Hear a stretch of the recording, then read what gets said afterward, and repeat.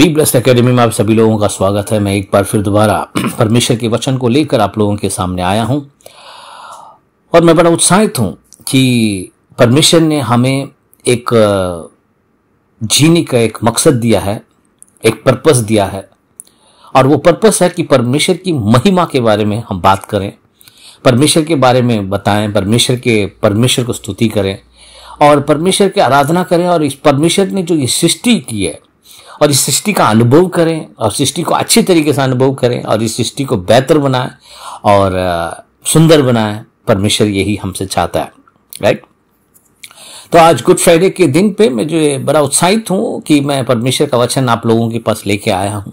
सिर्फ आप ही लोग नहीं बल्कि और भी जब भी इस वचन को लोग सुनेंगे, मैं ये मानता हूं कि लोगों के जीवन में परिवर्तन हो और मैं मानता हूं कि लोग इस महत्व को समझेंगे और जरूर उनके जीवन में परमेश्वर का कार्य उनके जीवन में होगा। जैसे आप लोगों को सब मालूम है कि पिता, पुत्र और पवित्र आत्मा मेन कार्य कर रहा है अभी परमेश्वर के राज्य में, परमेश्वर की कलीसियों में। पवित्र आत्मा के बगैर कुछ नहीं हो सकता, पवित्र आत्मा का कार्य है। मनुष्य सिर्फ बोल सकता है मगर काम पवित्र आत्मा करता है। पवित्र आत्मा उस चीज को प्रभाव करे और मेरा भी यही प्रार्थना है कि इस वचन को, इस प्रचार को जो मैं कर रहा हूं, इसको जब लोगों के पास जाएं तो उनके हृदय में, उनके मनों में परमेश्वर पवित्र आत्मा के द्वारा काम करे। पवित्र आत्मा उनके मनों को, मन की आंखें खोले, प्रकाशमान करे और उनको अपने जीवन में आगे बढ़ाए। गुड फ्राइडे के बारे में आप सभी लोग जानते हो क्योंकि प्रभु यीशु क्रूस पर चढ़े और प्रभु यीशु ने हमारे लिए क्या किया। ये जो इसके बारे में प्रचार आपने बहुत बार सुना और आप सभी लोगों को मालूम है और जितने बार भी सुनेंगे उतना ही कम है क्योंकि परमेश्वर का सामर्थ्य उतना है उस मैसेज को लेकर कि प्रभु यीशु जो क्रूस पर चढ़ा, उस प्रचार को लेकर, उस मैसेज को लेकर।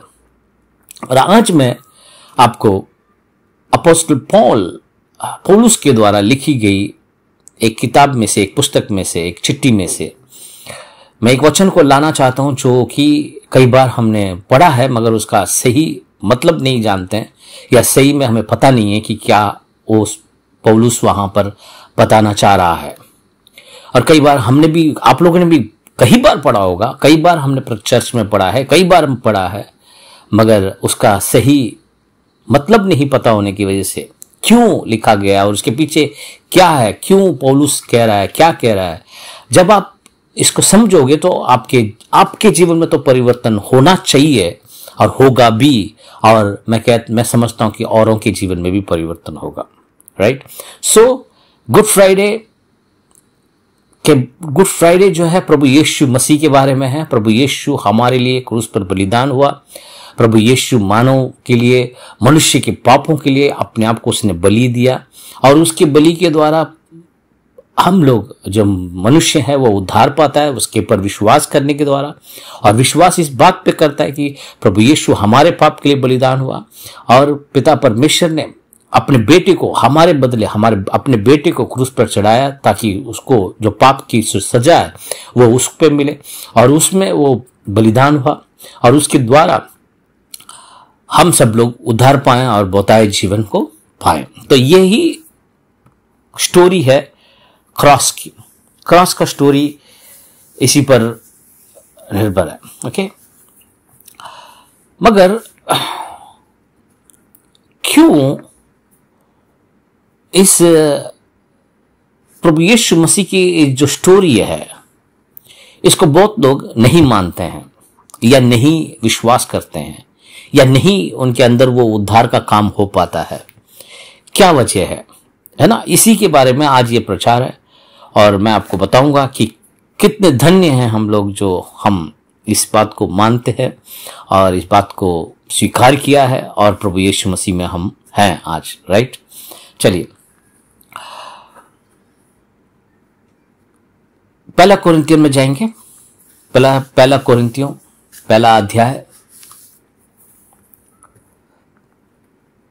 18 पढ़ूंगा सिर्फ मैं। ये 18, 19, 20 ये सब पूरा वर्णन है, बहुत बड़ा मैसेज है ये। मगर मैं सिर्फ पहला कुरिन्थियन पहला अध्याय का 18 वचन पढ़ रहा हूं और उसी के बारे में आज मैं बात करूंगा। सबसे पहले 18, क्योंकि क्रूस की कथा नाश होने वालों के लिए मूर्खता है, परंतु हम उद्धार पाने वालों के लिए परमेश्वर की सामर्थ है।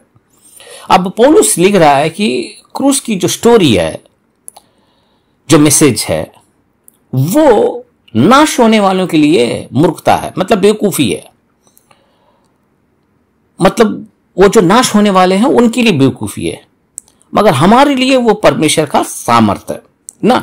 इसमें हर एक वर्ड का बड़ा मीनिंग है और मैं धीरे धीरे आप लोगों को उसके बारे में बताता रहूंगा। और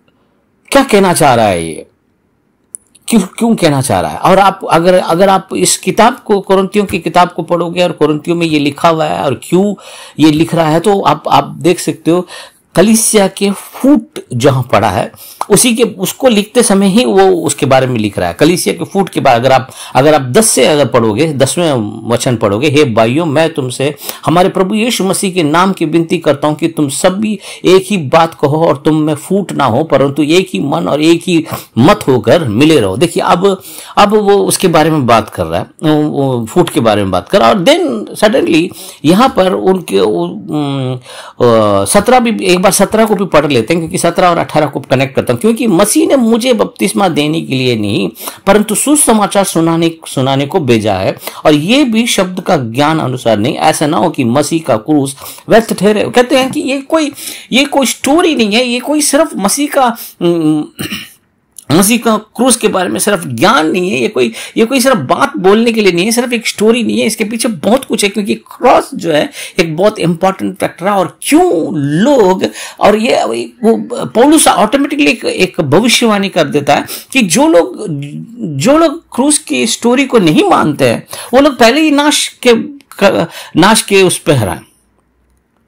पेरिशिंग मतलब कि उनको, पेरिशिंग माने कि वही उनके पास कुछ और नहीं है, वो कुछ बहुत कुछ तो कर रहे हैं, मगर इस स्टोरी, इस मैसेज को नहीं मानने से ही उनका जो लाइन है, वो जिस लाइन में वो खड़े हैं, वो लाइन ही पेरिशिंग वाली लाइन है, मतलब कि नाश होने वाली लाइन पे वो लोग पहले से खड़े हैं, क्योंकि स्टोरी को नहीं मानने की वजह से। और ये सिर्फ स्टोरी नहीं है, मैं आपको बाद में बताऊंगा कि सिर्फ स्टोरी नहीं है, क्या इसके पीछे वजह है, क्यों ऐसा होता है, ये सब कुछ मैं बताता हूं। अब देखिए कि क्यों, इसमें देखिए क्यों 18 पढ़ रहा हूं, क्योंकि क्रूस की कथा नाश होने वाले के लिए मूर्खता है। क्यों ये जो क्रूस की जो स्टोरी है या क्रूस का जो मैसेज है ना, यीशु मसीह का क्रॉस पे चढ़ना, उन पे बलिदान होना और उनको मारे जाना, ये सब एक मूर्खता क्यों है, ये एक मूर्ख स्टोरी जैसा क्यों है। क्योंकि इसमें सबसे मेन बात मूर्ख स्टोरी यह है कि इसमें कोई सुपर हीरो नहीं है। सुपर हीरो यहां पर नहीं है, सुपर हीरो वाली बात नहीं है, ये कोई सुपर हीरो नहीं है, ये स्टोरी कोई अट्रैक्ट करने वाली स्टोरी नहीं है कि नहीं है। ये संसार के तौर पर ये एक कोई मोटिवेशन, ये कोई उत्साह करने वाली स्टोरी नहीं है। क्रूस का जो स्टोरी है, क्रॉस की जो मैसेज है, क्रॉस का मैसेज है, वो कई बार एनकरेजिंग नहीं है, मोटिवेट करने के लिए भी नहीं है ना। इंस्टेंटली वो कुछ नहीं करता, वो एक हताश, एक निराश, एक बेबस एक इंसान की एक स्टोरी है जो सभी को सब कुछ अच्छा किया, मगर एंड में उसके साथ इतना बुरा हुआ और उसे मारा गया। बल्कि उसने अपनी जीवन शैली में सभी को उसने चंगा किया, सभी को उसने ठीक किया, मगर एंड में क्या हुआ कि एंड में उसको पकड़ा गया और उसको मार दिया गया और वो क्रूस पर चढ़ गया। और ये जब लोग सुनते हैं तो इसको ऐसा लगता है कि जैसे कि एक फेल हो गया एक व्यक्ति कोई, क्योंकि वो स्टोरी को उस मैसेज को या उस स्टोरी के एसेंस को नहीं समझ पा रहे हैं, क्या नहीं समझ पा रहे हैं उसको पता नहीं है। क्योंकि ये जो मैसेज है जो क्रॉस का, वो कोई तुरंत ही आपको कुछ करने वाला मैसेज नहीं है। जैसे कि आप एक उत्साही मोटिवेशनल प्रीचिंग मैसेज जहां बात करते हैं, जैसे मोटिवेट करने वाली जगह पे जाते हैं, जहां प्रेरणा देते हैं, उत्साह करने वाले मीटिंग पे जाते हैं, वहां क्या करते हैं, उत्साह कर देते हैं लोगों को। उत्साह करके ये बताते हैं कि आज ही तुम्हारे लिए ये हो जाएगा, आज ही वैसे हो जाएगा, आज ही वैसे हो जाएगा, ये हो जाएगा, वो हो जाएगा। मगर जब क्रूस का जो स्टोरी जब सुनाते हैं या मैसेज जब करते हैं, वो कोई भी ये प्रॉमिस नहीं करता कि भाई ये ऐसे सब कुछ ठीक हो जाएगा। वो सिर्फ एक स्टार्टिंग पॉइंट है। क्रॉस के बारे में प्रचार करना स्टार्टिंग पॉइंट है। वो स्टार्टिंग पॉइंट एक व्यक्ति के अंदर काम करता है, और वो धीरे धीरे जब परमेश्वर के वचन में आता है तब जाके वो काम करता है। वो मोटिवेशनल स्पीकर की जैसे नहीं है, मोटिवेट करने वाला प्रचार नहीं है, मोटिवेट करने पॉजिटिव थिंकिंग वाला प्रचार नहीं है। ये वो सब काम नहीं करता। क्रॉस के बारे में जब हम प्रचार करते हैं तो मन उदास हो जाता है, निराश हो जाता है, हताश हो जाता है, और लोगों को उनका आईना दिखाता है और उनको ये बताता है कि हम कितने खराब जीवन जी रहे हैं। कितना जरूरी है कि एक व्यक्ति हमारे लिए मर गया है और हमारे वजह से मर गया। ये एक दोष लगाने वाला मैसेज आ जाता है एक इस तरीके से। और ये कोई क्विक स्कीम नहीं है, तुरंत स्कीम, पैसे कमाने वाली स्टोरी नहीं है। इस संसार के स्टैंडर्ड के हिसाब से ये जो मैसेज है, क्रॉस का जो मैसेज है, वो आपको उत्साह उठाने वाला मैसेज भी नहीं है। जब आप क्रॉस के बारे में बताते हो तो क्या बताते हो, प्रभु यीशु आपके पाप के लिए बलिदान हुआ। वो बहुत सारे लोग निराश हो जाते हैं। और कुछ निराश क्यों हो जाते हैं? क्योंकि वो कुछ और चाह रहे हैं, उनका स्टैंडर्ड कुछ और है, उनका लाइफ स्टैंडर्ड कुछ और है। वो कहते हैं कि कहीं पैसे के बारे में बात करो, है ना, कुछ और बात करो जिससे हमें मजा आए, जिससे हमें उत्साह मिले। मगर ये मैसेज दूसरों के ऊपर दोष लगाता है और वो दोषी ठहराता है, और दोषी ठहरने के बाद उनको बताता है कि कैसे उस दोष से वो लोग बाहर आ सकते हैं। तो लोग इधर ही आओ। ये एक उस व्यक्ति के बारे में कहानी है जो व्यक्ति ने दुख उठाया है और उसको इतना मारा गया, पीटा गया और उसको क्रूस पर चढ़ा दिया गया। इसीलिए वर्ल्ड के स्टैंडर्ड के हिसाब से, संसार के तौर तरीके के हिसाब से, ये जो मैसेज है ये एक मूर्खता की मैसेज है। इस मैसेज में पैसा कहां है भाई?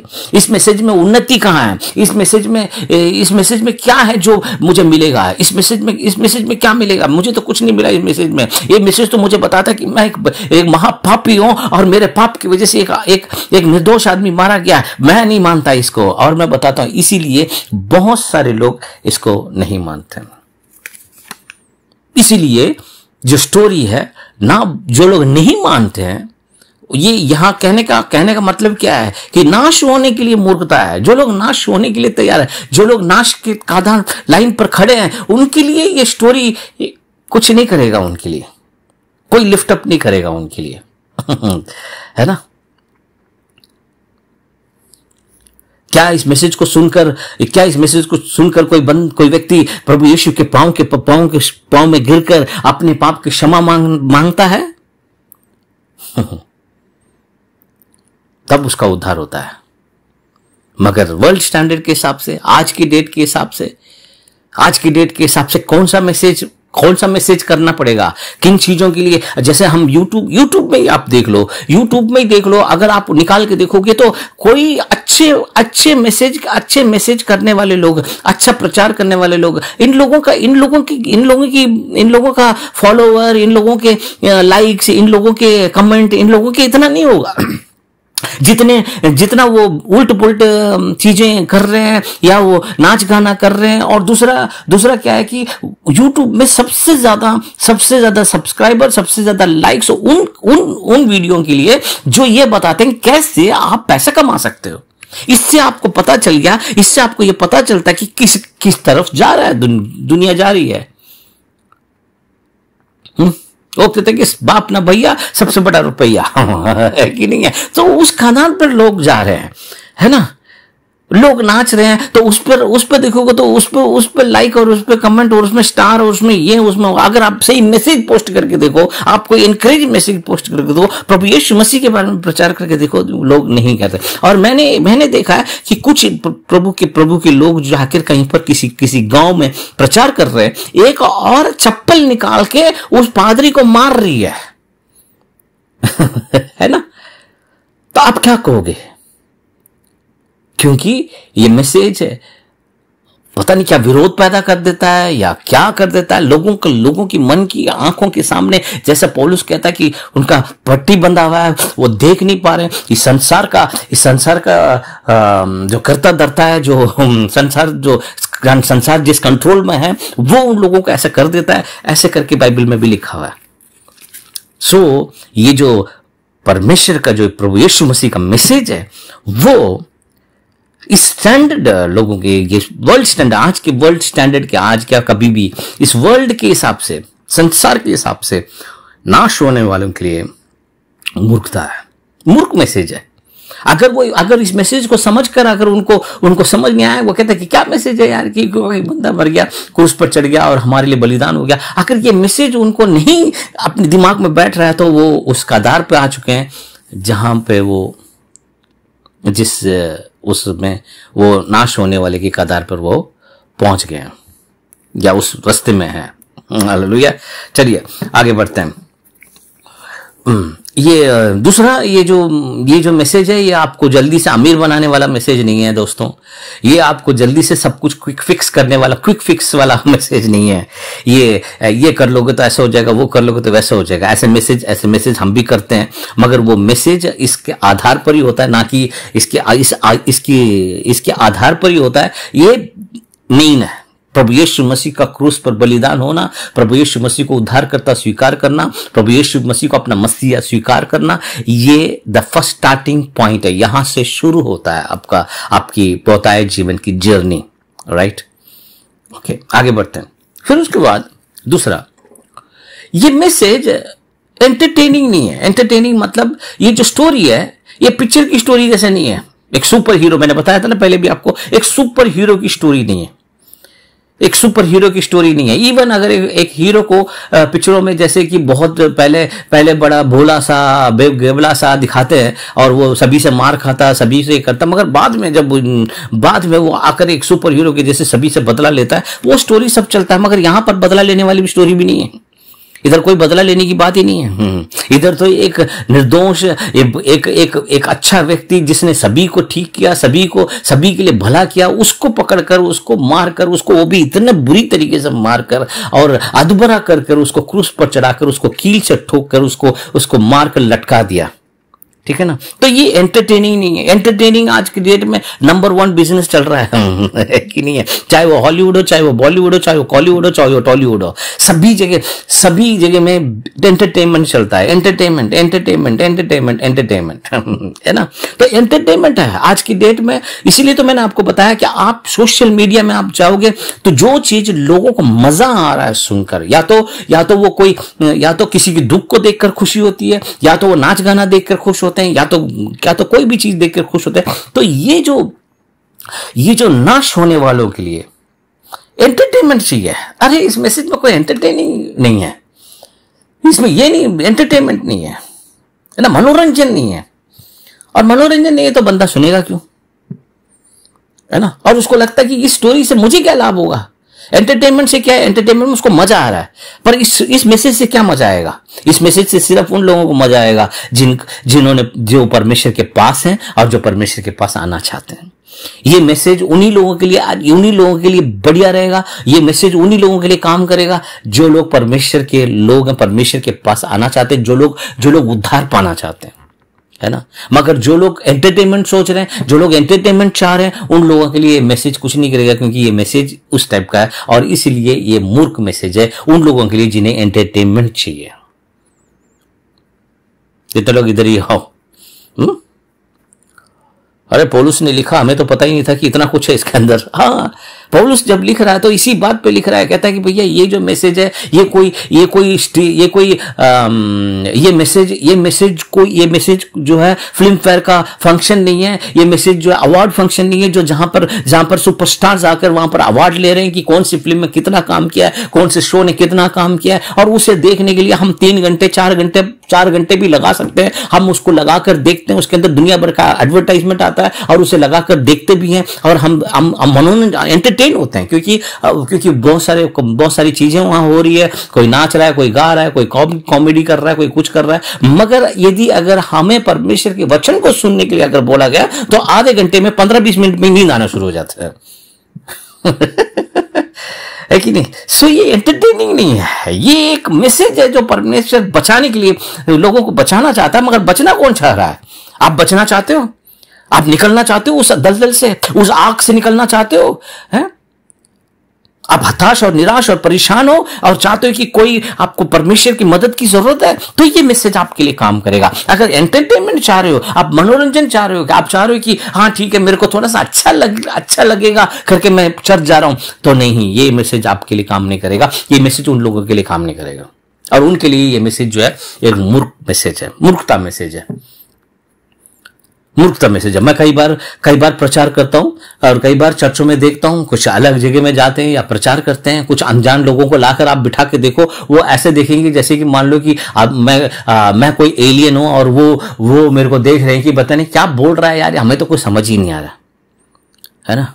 इसलिए कई चर्चों में बाहर देश के चर्चों में कई बार बड़े बड़े मिनिस्टर को भी आमंत्रित करते, बुलाते हैं, और जब वो मिनिस्टर है और पहले से ही एक बहुत बड़े पदवी में है और बहुत बड़े ओहदे में है और बहुत बड़ा काम कर रहा अधिकारी है वो, और वो सोच रहा है कि मैं मेरे अंडर में इतने लोग कंट्रोल है, और मैं जाके एक ऐसे व्यक्ति की बात सुन रहा हूं कि जो कि निंदा परेशानी सब कुछ उसके ऊपर पड़ी और वो उसको ऐसे मार के लटका रहे हैं। और मैं अगर होता तो मैं तो ऑफिसर हूं, मैं तो अधिकार, मैं तो एक कलेक्टर हूं, मैं तो एक ऑफिसर हूं, मैं तो तुरंत ही उसको सब कुछ सॉल्व कर देता।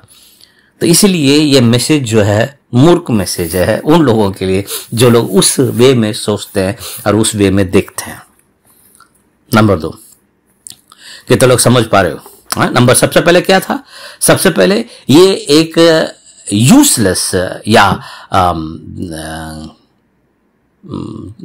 किसी तमिल में बोलते प्रयोजन इल्लाद ஒரு मैसेज है ये।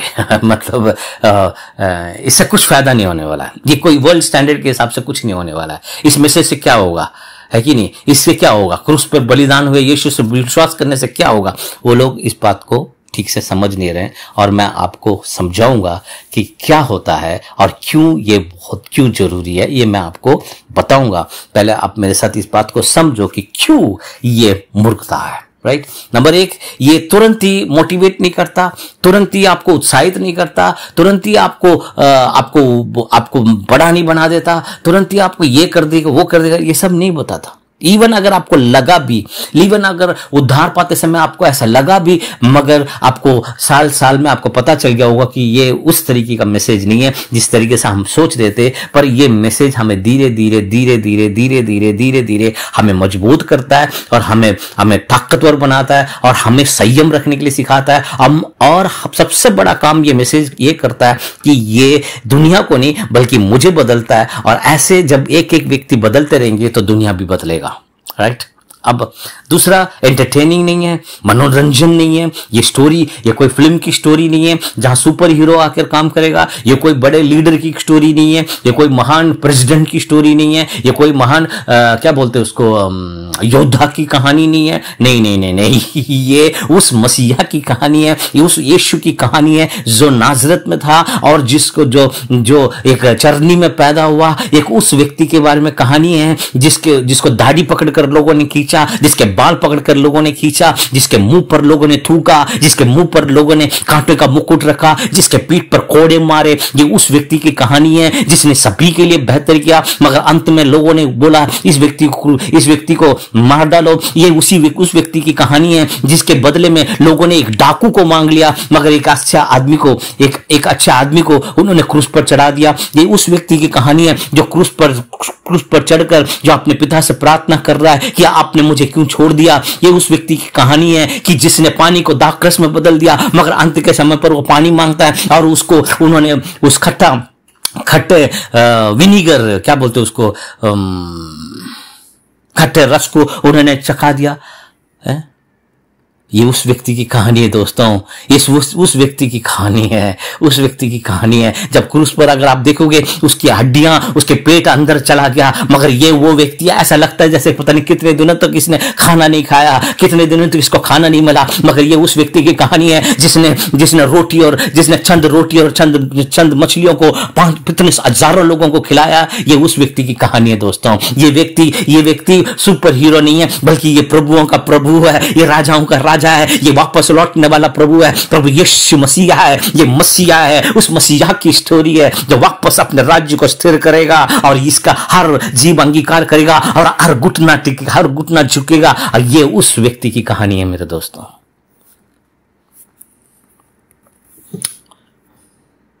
ये वो है, ये वो यीशु है।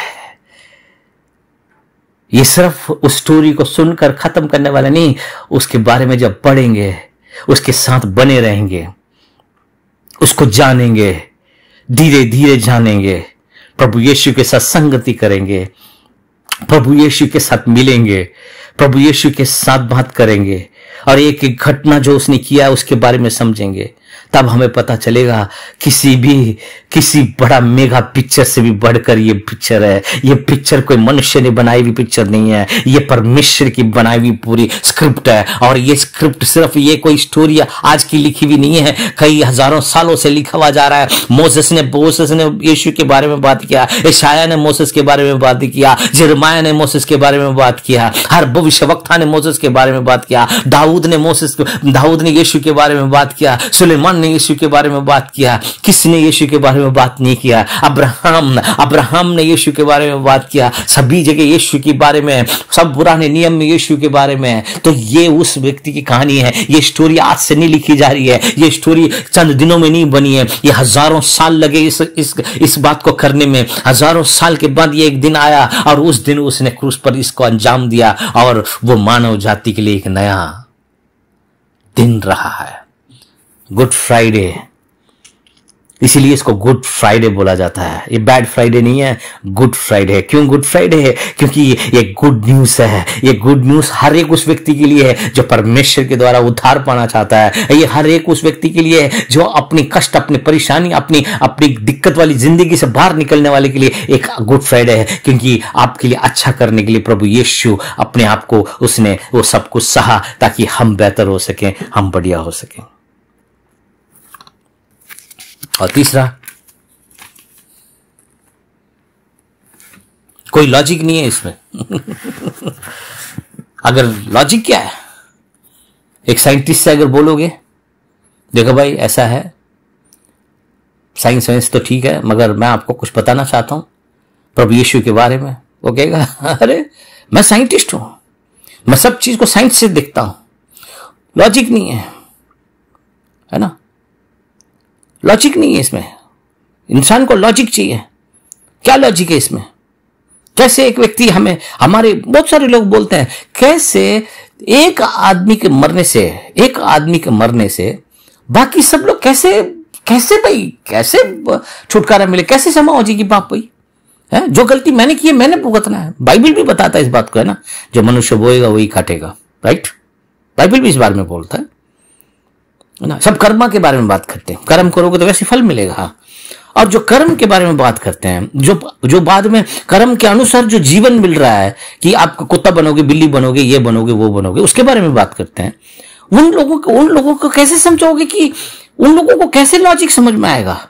अब ये समझ में आता है कि आपने इस टाइम पर अगर आपने बुरा काम किया तो अगली बार आप जब आओगे तो आप कुत्ता, बिल्ली, आपको वो बेकार वाली जिंदगी मिलेगी। ये समझ आ रहा है लोगों को, लॉजिक समझते हैं उसको। मगर ये नहीं समझ में आता कि ये एक आदमी मर गया, मेरे बदले में एक व्यक्ति मर गया और उस व्यक्ति के मरने से और उस व्यक्ति को क्रूस पर चढ़ जाने से मेरा पाप क्षमा हो गया और मैं उद्धार पाऊंगा। कैसे? क्या लॉजिक है? कोई लॉजिक नहीं है, कोई लॉजिक नहीं है। इसीलिए पढ़े लिखे लोग, बड़े बड़े अमीर लोग, बड़े रईस लोग, इन लोगों के पास अगर ऐसी स्टोरी लेके जाओगे, नेता, अभिनेता, मिनिस्टर, ऊंचे ओहदे पर रहते हैं, जो अधिकारी हैं, उन लोगों के पास ये मैसेज ले जाना इतना मुश्किल हो जाता है, क्योंकि वो लोग इस साधारण सी इस बात को, ये जो साधारण सा मैसेज लगता है, ये मैसेज जो इतना इतना पावरफुल है पर साधारण है ना। एक व्यक्ति आपके लिए मर गया, एक क्रूस पर चढ़ गया, आप उसको मानते हो? ऐसे कैसे मान लेंगे भाई? है उनकी लॉजिक, उनकी जो पढ़ाई है। एक पास्टर को मैंने प्रचार सुन रहा था, वो जो किसी जगह पे गेस्ट पास्टर बन के आए थे, तो वो कह रहे थे कि मेरे को 15 साल लगा था कि मेरे को एकेडमिक नॉलेज लेने में, एकेडमिक माने कि वो किसी स्कूल में पढ़ाई, मतलब डिग्री पढ़ाई ये सब पढ़ते थे।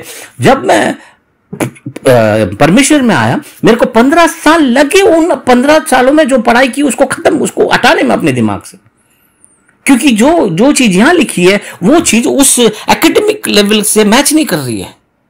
इसीलिए बहुत मुश्किल हो जाता है, बहुत मुश्किल हो जाता है। इसीलिए कई बार डॉक्टर लोग समझ नहीं पाते कि चमत्कार हुआ कैसे है। मानते जरूर हैं, जब भी बोलते हैं परमेश्वर से प्रार्थना करो, दुआ करो, दुआ से ठीक हो जाएगा, मगर जब असली बारे में उनको मानने के लिए चमत्कार हो गया तो कहते हैं चमत्कार हुआ, ये कैसे हो गया चमत्कार? तो चमत्कार ही नहीं समझ आता उन लोगों को है कि नहीं है? तो ये जो है, ये आपके मानव दिमाग से, आपके इंटेलेक्चुअल माइंड से समझने वाली बात नहीं है। इसलिए इंटेलेक्चुअल पीपल, इंटेलेक्चुअल लोगों के पास ये मैसेज जाता तो उनको मूर्ख लगता है, क्या ये स्टोरी है, यीशु मसीह को मानने से मैं उद्धार हो जाऊंगा, और उनको नहीं समझ में आ रहा। फुलिशनेस है ना, मूर्खता है नाश होने वालों के लिए, क्योंकि वो लोग अपने दिमाग से उस मैसेज को लेने की कोशिश करते हैं, अपने दिमाग से उस मैसेज को समझने की कोशिश करते हैं, अपने ज्ञान से उस मैसेज को समझने की कोशिश करते हैं। बल्कि ये सब मनुष्य के ज्ञान नहीं, ये परमेश्वर का ज्ञान है, परमेश्वर के द्वारा दिया गया ये सोल्यूशन है, ये परमेश्वर के द्वारा दिया गया मनुष्य के लिए सोल्यूशन है। ये तो लोग समझ रहे हो? हालेलुया। इसलिए इसमें कोई लॉजिक नहीं है ना, इसको कोई समझ नहीं पा रहा है। इसलिए पौलुस कह रहा है, क्योंकि क्रूस की कतार नाश होने वालों के लिए मूर्खता है। ये उन लोगों के लिए मूर्खता इसलिए है क्योंकि वो अपने इंटेलेक्चुअल लेवल में सोच रहे हैं, अपने माइंड से सोच रहे हैं, और एंटरटेनमेंट नहीं है, मोटिवेट नहीं कर रहा है।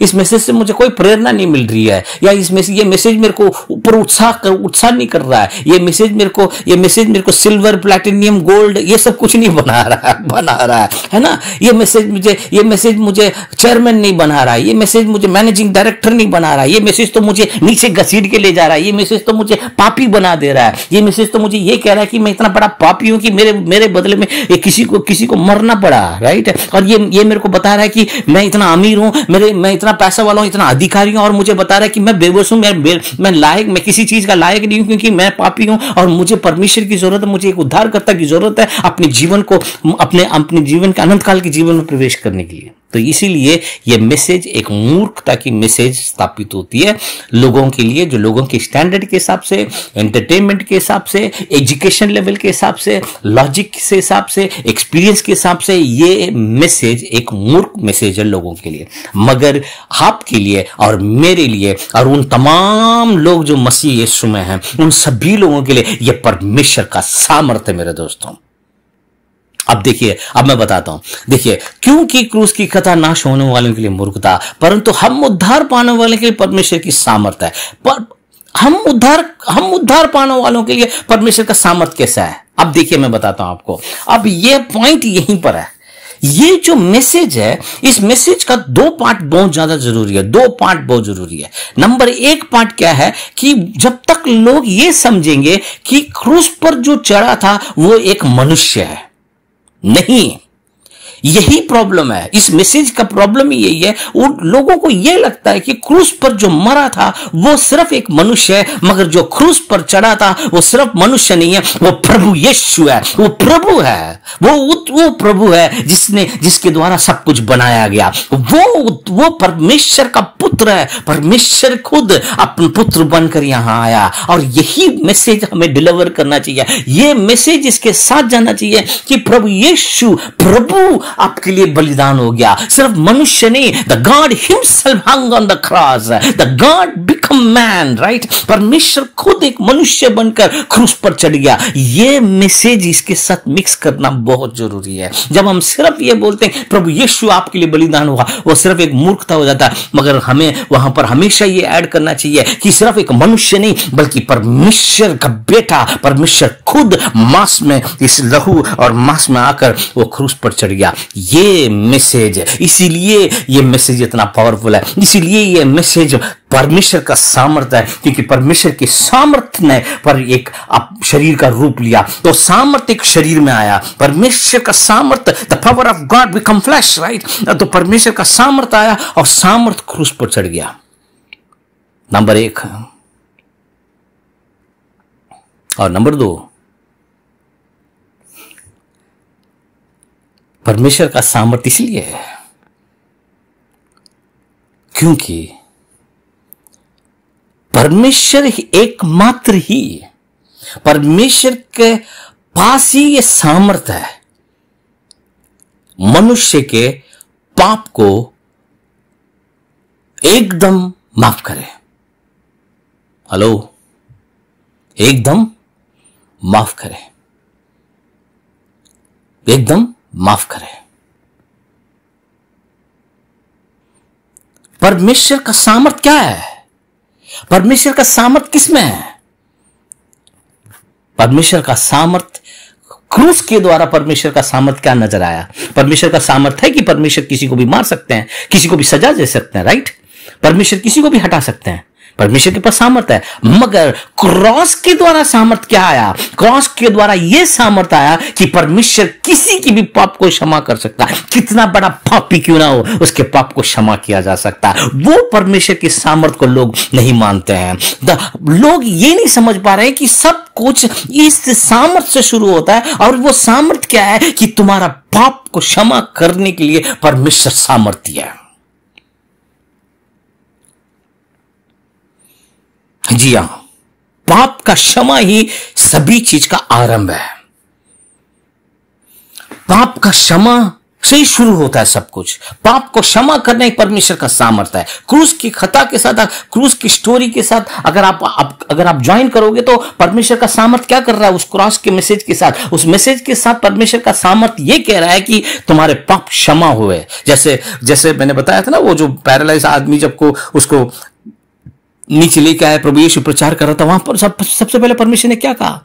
तेरा पाप क्षमा हुआ। मैंने उसके बारे में प्रचार किया है, यूट्यूब में जाके आप सुन सकते हो दोबारा। हाँ, उसमें तेरा पाप क्षमा हुआ। क्यों? क्योंकि परमेश्वर के पास सामर्थ्य पाप को क्षमा करने के लिए। और यही तो लोग नहीं समझ पा रहे हैं, और यही तो यहां से शुरू करना चाहिए। लोग सोच रहे हैं कि पढ़ाई से शुरू करेंगे, लोग सोच रहे हैं कि पैसे से शुरू होगा, लोग सोच रहे हैं शादी से शुरू होगा, लोग सोचते हैं इससे शुरू होगा, उससे। मैं कहता हूं जीवन परमेश्वर की क्षमा से शुरू होता है। मेरे दोस्तों, हर एक चीज में वो क्षमा को पहले लेके आओ, परमेश्वर से क्षमा मांगो, क्षमा से ही सब कुछ आगे बढ़ेगा।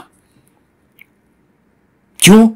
क्योंकि ये दोष जो ऊपर है, ये जो दोष है मनुष्य के ऊपर, है ना, जो शाप है, उसे कौन हटाएगा? उसे परमेश्वर ही हटा सकता है।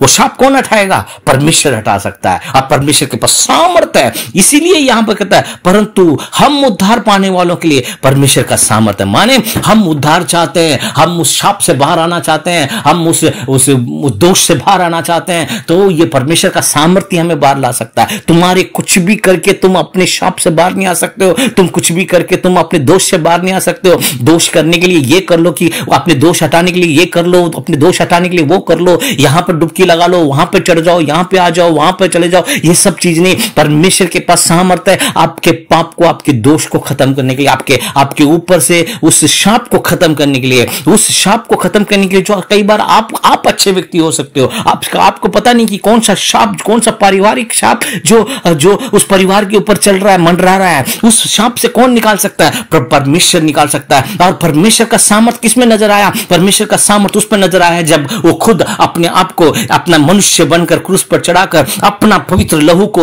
उसने बहाकर सभी लोगों को पाप की क्षमा वहां पर प्रदान किया है।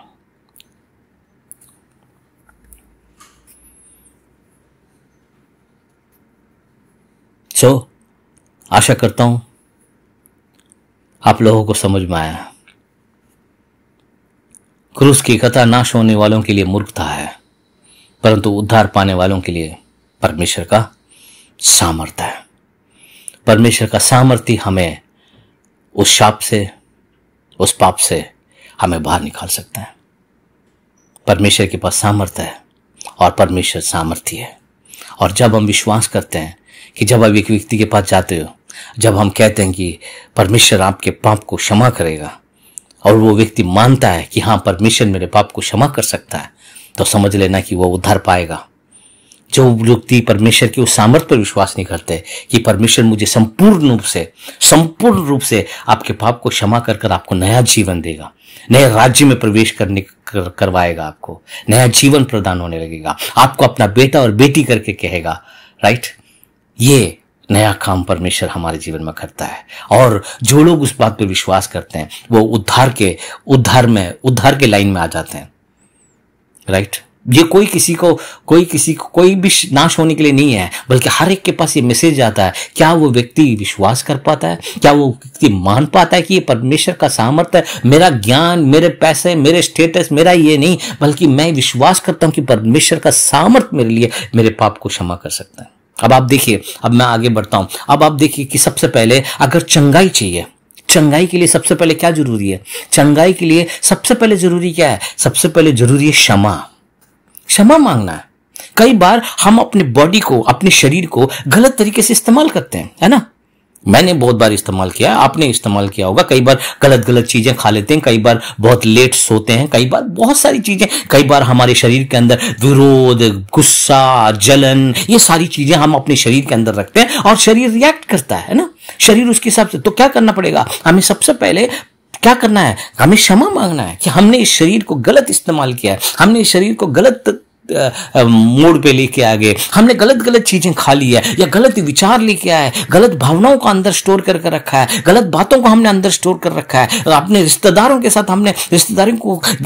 साथ हमारा संबंध बढ़िया नहीं है, क्योंकि सबसे पहले शरीर के लिए अगर चंगाई चाहिए तो सबसे पहले कहां शुरू होता है? सबसे पहले शुरू होता है, हे मेरा मन यहोवा को धन्य है, जो कुछ मुझ में उसके पवित्र नाम को धन्य है। हे मेरा मन यहोवा को धन्य है, उसके किसी भी उपकार को कभी ना भूलना। वही मेरे सब अधर्म को क्षमा करता और मेरे सब रोगों को चंगा करता है।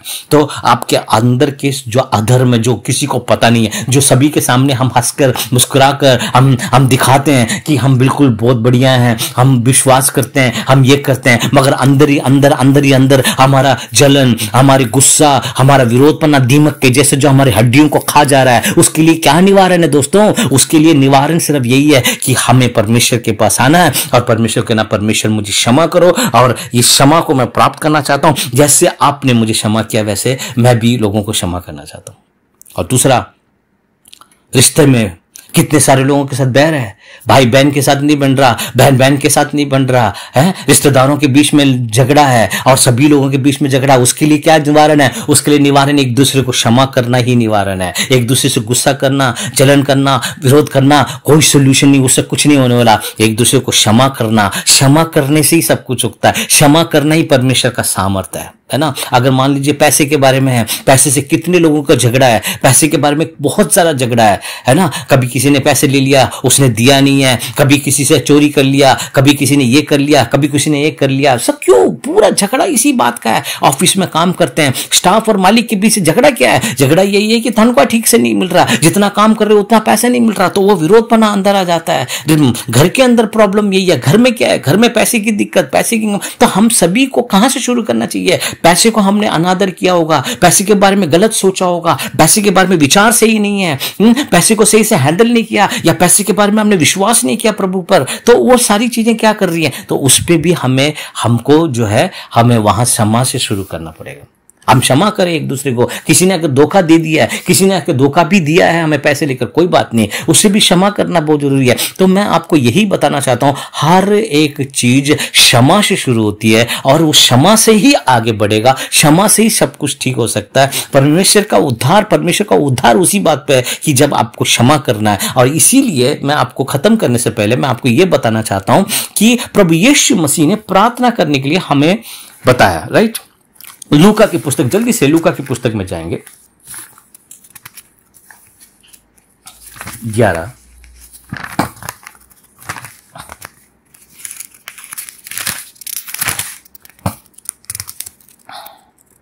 लूका 11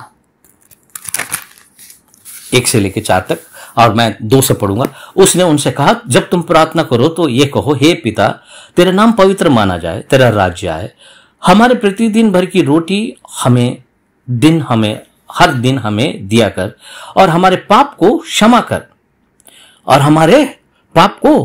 कर, क्योंकि हम भी अपने हर एक अपराधी को क्षमा करते हैं। अब प्रार्थना करने के लिए देखिए, प्रार्थना करने में ये बात प्रभु ने क्यों जोड़ी? क्योंकि वो प्रभु ये कह रहा है कि तुम्हारी सारी प्रार्थना इसी पर आधारित है, क्षमा पर ही आधारित है। हमारे पापों को क्षमा कर परमेश्वर, हमारे पाप के वजह से, है ना। पाप माने कई बार सोचते कि बहुत घिनौना पाप कर लिया, है ना। लापरवाही बहुत बड़ा पाप है। गुस्सा निरंतर हमारे मनों में भरा रहे, वो भी पाप है। विरोधपना पाप है, जलन पाप है ना, लालच पाप है। तो बहुत सारी चीजें हैं, पाप का रूप लेता है। तो वो क्या कह रहा है, और हमारे पाप को क्षमा कर, क्योंकि देखो वो कह रहा है कि आप मेरे पाप को क्षमा करो, क्योंकि मुझे पता है कि मैंने भी अपने पापियों को क्षमा कर दिया है। मेरे साथ जो भी गलत कर रहे हैं मैंने क्षमा कर दिया है, तो आप भी प्लीज, मैंने भी गलती करी है, मैंने भी गलत किया हो सकता है, मैंने भी गलती किया हो सकता है, अब मेरे को भी क्षमा करो गॉड, मेरे को भी क्षमा करो। क्योंकि इस बात को करे बगैर आपको प्रार्थना का जवाब मिलना यीशु को पता है कि थोड़ा मुश्किल है दोस्तों। सही मानने में अगर आपको आपकी इच्छाएं पूरी हो भी रही हैं, सही मानने में आप अच्छा कर भी रहे हो, मगर कहीं ना कहीं आपको दिक्कत आएगी अगर आपने इस चीज को नहीं समझा, जो क्षमा करना है उसको नहीं समझा तो। ठीक है, अच्छा, उसके बाद मैं आपको चाहूंगा मरकुस की पुस्तक में जाओ।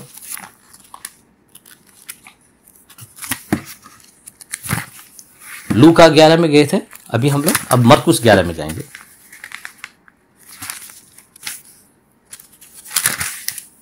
देखिए 11:24 पढ़ रहा हूं।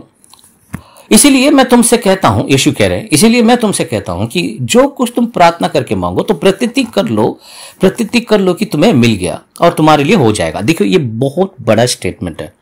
प्रभु यीशु कह रहे हैं कि प्रार्थना करके जो भी कुछ मांग रहे हो मान लो कि तुम्हें मिल गया है। ये बोल दिया, वहीं पर छोड़ा नहीं है प्रभु यीशु ने। उसके बाद देखो, और जब कभी तुम खड़े हुए प्रार्थना करते हो तो देखिए, अब कहते हैं कि देखो मेन कारण क्या है, जब कभी भी तुम खड़े होकर प्रार्थना करते हो तो यदि तुम्हारे मन में किसी के प्रति कुछ विरोध हो तो क्षमा करो, इसीलिए कि तुम्हारे स्वर्गीय पिता भी तुम्हारा अपराधों को क्षमा करे। अब वो कह रहे कि हर एक का ब्लॉकेज कहां पर है, रुकावट कहां है? रुकावट यहीं पर है। रुकावट कहां है? रुकावट यह है कि क्षमा नहीं करना ही रुकावट है। अब आप समझो कि इस मैसेज को कितने लोग मानते हैं। क्षमा तो पहले अभी कहते कि अगर भैया ये बीमारी हो गई, ये हो गया, दवाई करो, ट्रीटमेंट करो, सब कुछ सही है, ट्रीटमेंट करना चाहिए, एक्सरसाइज करना चाहिए, अच्छा खाना पीना चाहिए, सही से रहना चाहिए, सब कुछ ठीक है, मगर क्षमा करना भी बहुत ज्यादा जरूरी है। विरोध पने को खत्म करना जरूरी है। कई बार हम खुद अपने आप को क्षमा नहीं कर पाते हैं, है ना। खुद हम अपने आप को कोसते ही रहते हैं, खूब बोलते ही रहते हैं कि मैं ठीक नहीं है, मेरा ये ठीक नहीं है, मेरा वो ठीक नहीं है, मेरा वैसा ठीक नहीं है, मेरा वैसा वो ठीक नहीं है, क्योंकि हम मनुष्य है, मनुष्य का दिमाग उस तरह से चलता है। संसार में बहुत सारी चीजें हैं जो हमें प्रभाव करती रहती हैं। इसीलिए तो मैं कहता हूं कि सबसे पहले शुरू कहां से करना है? क्षमा से शुरू करना है। और आपको क्या लगता है कि इस दुनिया में कितने लोग जो हैं, कोई भी दिक्कत होती है सबसे पहले क्षमा मांगते हैं? नहीं दोस्तों,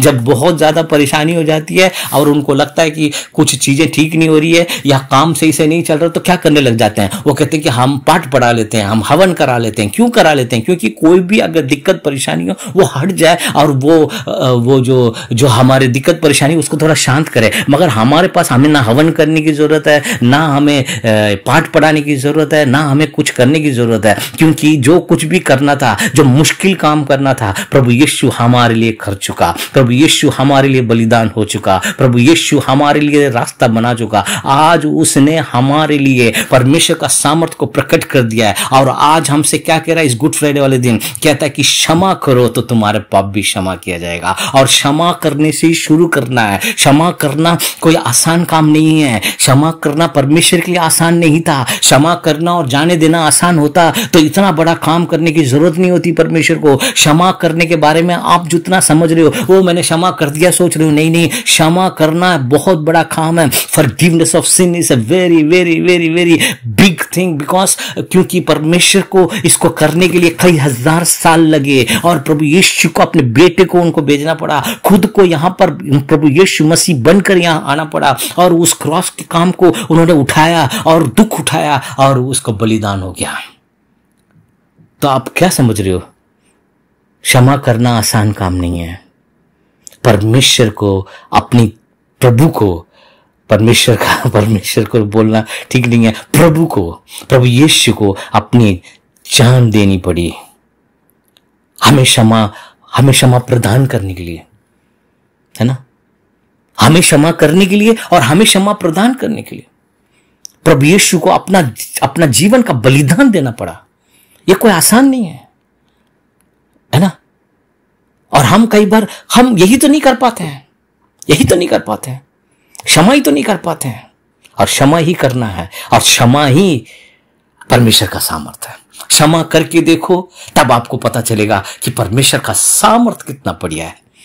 क्षमा करेंगे, एक दूसरे को क्षमा करो मेरे दोस्तों, एक दूसरे को क्षमा करो। मैं कहता हूं एक दूसरे को अगर क्षमा करने लगेंगे, बहुत सारे केस जो कोर्ट में है वो सब बाहरी सुलह हो जाएंगे, तारीख पे तारीख की जरूरत नहीं पड़ेगी, है ना? तो मैं बता रहा हूं आपको, ये गुड फ्राइडे आपके लिए ये मैसेज है, गुड फ्राइडे के लिए ये मैसेज है कि क्षमा करो दोस्तों।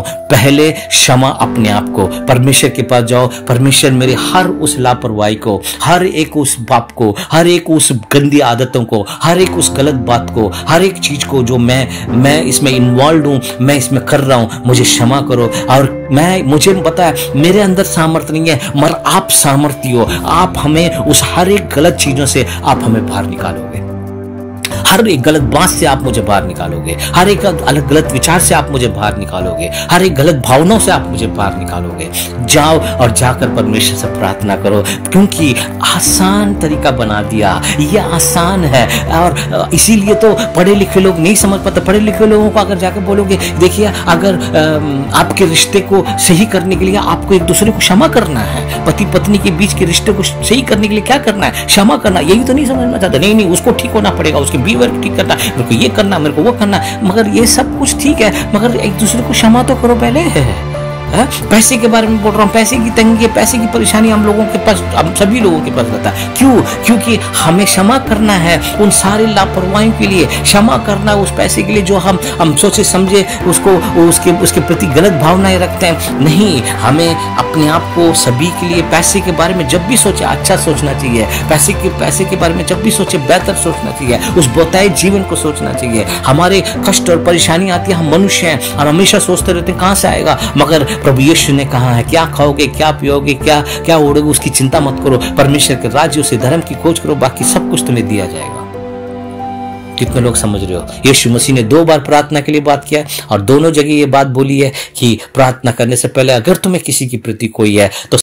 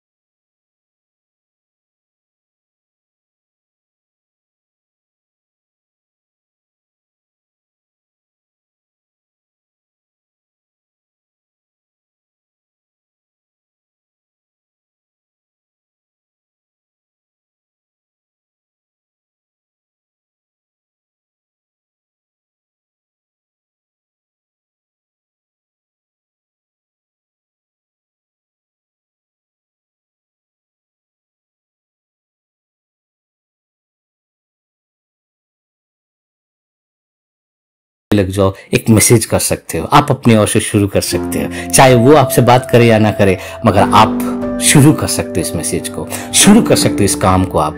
यही गुड फ्राइडे है, यही आपका छुटकारा है, यही हमारा प्रभु में आनंद है। आशा करता हूं आपको ये मैसेज आपको समझ में आया, और मैं आपसे प्रार्थना करता हूं, आपको कहता रिक्वेस्ट करता हूं, इन मैसेज को जितना हो सके उतना लोगों को शेयर करो, ताकि लोगों को समझ में आए कि क्या जरूरी है, रिश्ते में क्या जरूरी है, पैसे में क्या जरूरी है, सेहत में क्या जरूरी है, जीवन में क्या जरूरी है। क्षमा परमेश्वर का सामर्थ्य जरूरी है, और परमेश्वर का सामर्थ्य उसके हमारे गलतियों को क्षमा करने में, क्षमा करने के द्वारा वो सामर्थ्य प्रभु का हमारे जीवन में काम करता है। Thank you very much.